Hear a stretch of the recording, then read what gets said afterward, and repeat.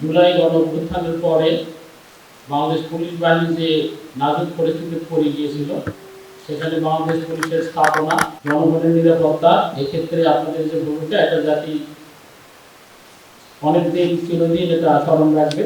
এই জন্য আমরা আপনাদেরকে আরো আন্তরিক ধন্যবাদ এবং কৃতজ্ঞতা জ্ঞাপন করছি।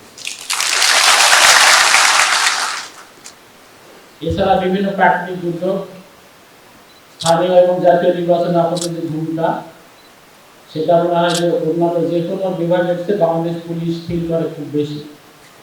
আমরা একসাথে মাঠে যাই, একসাথে ভোট সেন্টারে যাই, একসাথে আমরা কাজ করি। আমরা জানি যে আমাদের পারস্পরিক সমঝোতা কতটুকু, যে বন্ধন আমাদের আছে, এটা আগামী ভবিষ্যতে আরো দৃঢ় হবে।